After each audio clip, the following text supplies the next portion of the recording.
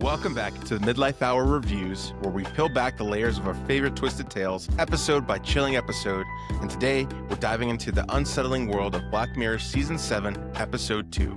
Now, imagine you're at the top of your game, successful, confident, secure, until an unexpected shadow from your past appears, quietly pulling threads and reshaping the reality you thought you knew. This episode puts us in the shoes of Maria, portrayed by the compelling Sienna Kelly, an ambitious executive whose life is meticulously derailed by the mysterious arrival of her former schoolmate, Verdi. Chillingly brought to life by Rosie McEwen, the episode explores a reality shaped by vengeance, manipulation, and a haunting quantum device capable of rewriting the truth itself. As Maria spirals into paranoia, struggling to discern friend from foe, we find ourselves questioning the very nature of truth, power, and the shadows lurking in our past.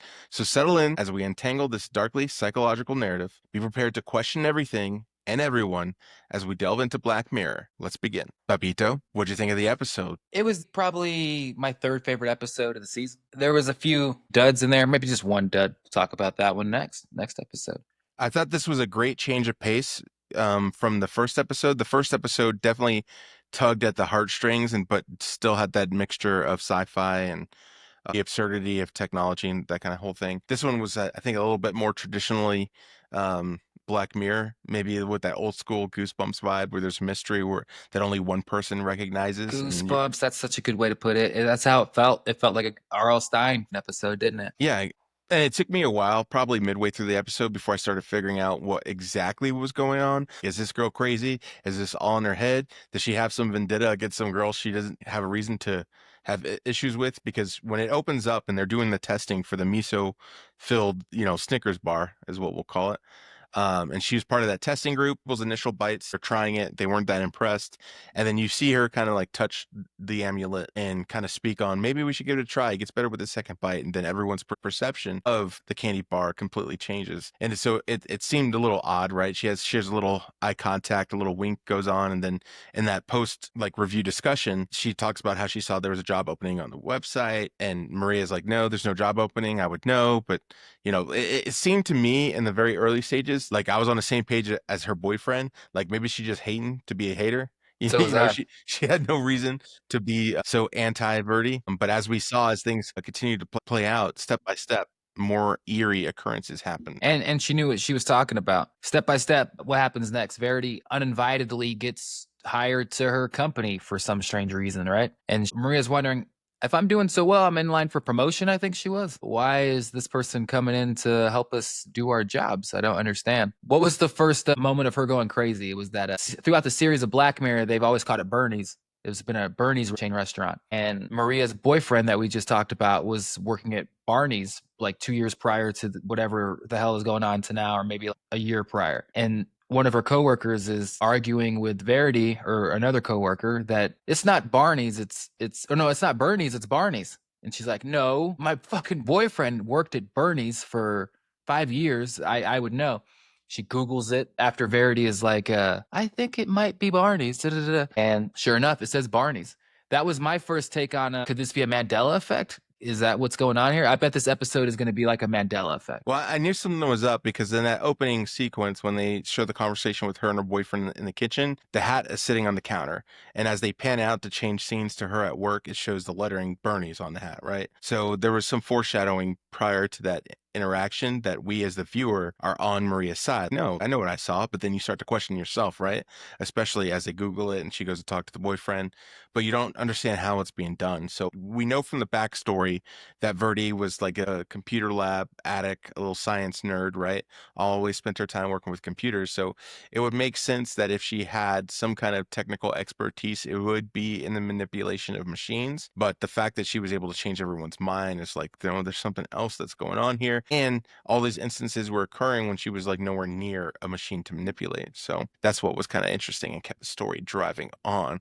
But damn, they did a good job portraying Maria as a hater, right? Everybody was like, why do you hate Verdi so much? I mean, it really just stems from what was the rumor that someone started in their high school about Verdi sleeping with a certain teacher because she spent a lot of time in his classroom. So that's where the angst and the vengeance and the revenge factor comes in for Verity, I guess, and Maria. So things escalate throughout the episode with Maria giving Verdi like the ingredients list for a sample that they're going to be displaying to the owner of the company when he comes by, which is supposed to have like this vegetarian like oil or gelatin base, but Verdi types it in as using beef. So then the chef includes beef in it. I presume that he's probably a vegetarian. He did seem to be of Indian descent, so that would make sense. But then it just keeps compelling and compelling. Where she's like, "No, I sent an email. The email is manipulated." Maria doesn't show up for a early meeting. Says she didn't receive the email. There's all these different instances that ultimately collide with the two coming face to face in the break room. And what happens in that break room? She's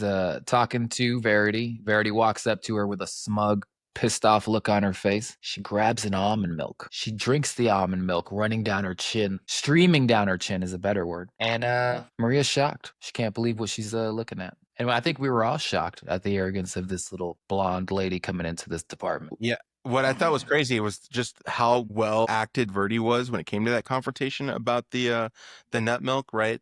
She's almost trying to tug at Maria's empathy about how she was kind of ostracized from the popular girls and kind of made fun of in high school, and is asking like, is there a problem with her? But then her demeanor changed, and she did a good job. It was almost robotic, almost soulless, like when she flipped that switch and she's kind of challenging Maria, and then things kind of go out of her hands when it turns out she's like, no, it was Maria. Maria's like, I'm allergic to nuts.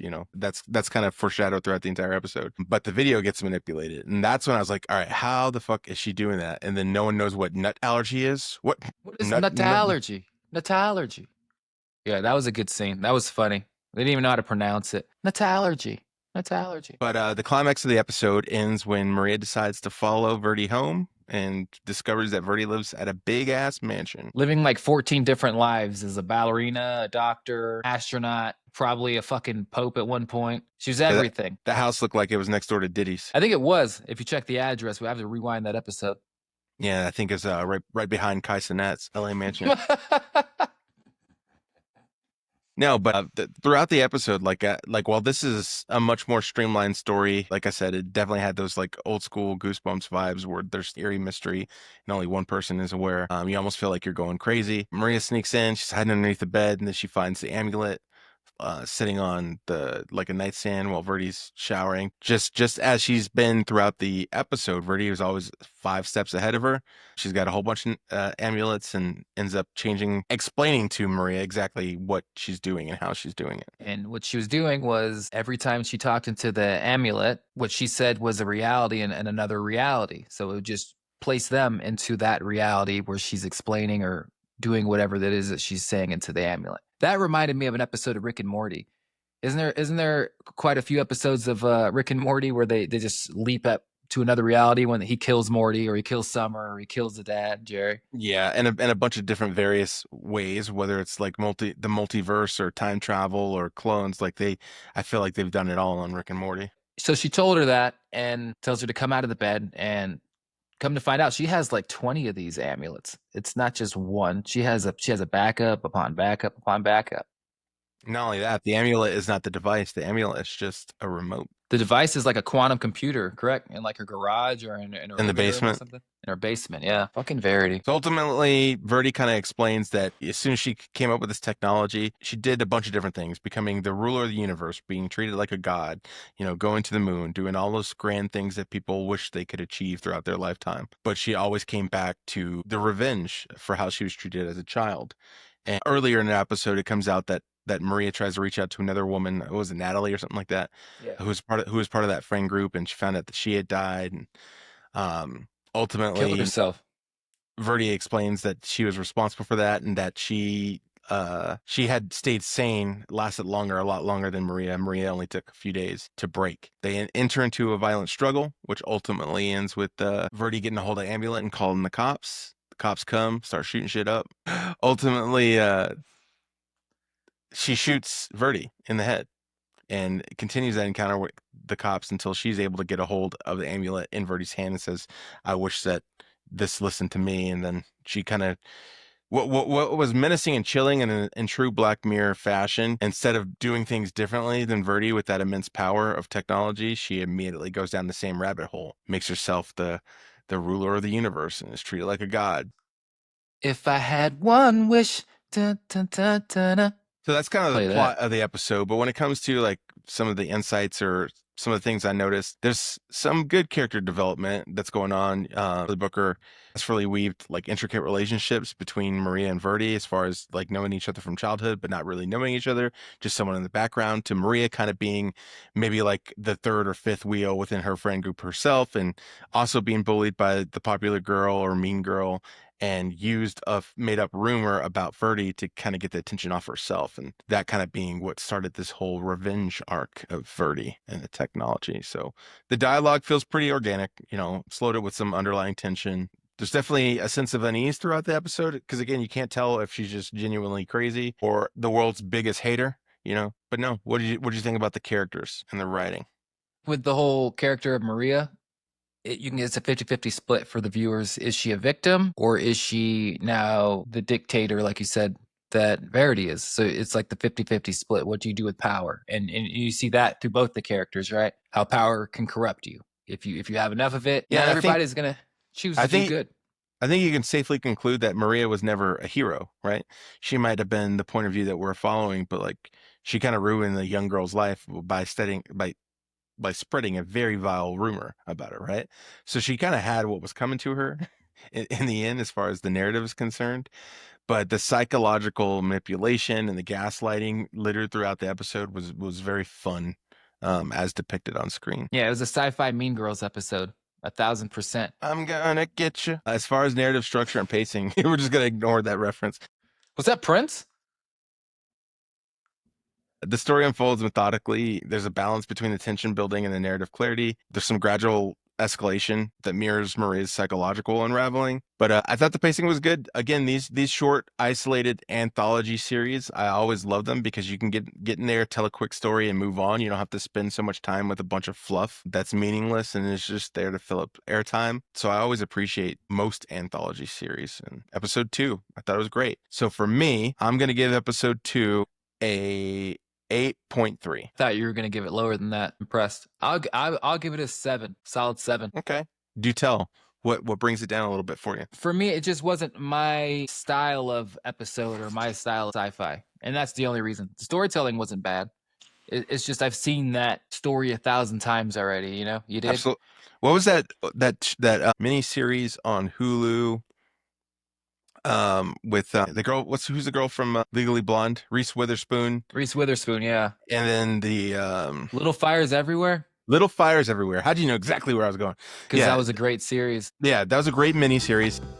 And you're absolutely right. We've seen that kind of storytelling before, and this was like a isolated one episode story in the similar vein of Little Fires Everywhere. Last closing thoughts on the episode. It was good for what it was, you know. It was an isolated story. It was here, gave us some entertainment, we moved on. I'll say don't give women in tech pendants that control reality. Or you can. No one gave it to her. She developed it. You misogynist pig. Because they don't know how to handle the power.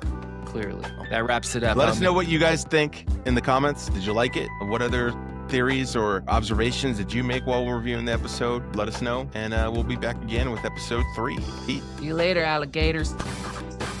I sub up. All I wanna know is, can I eat a sub?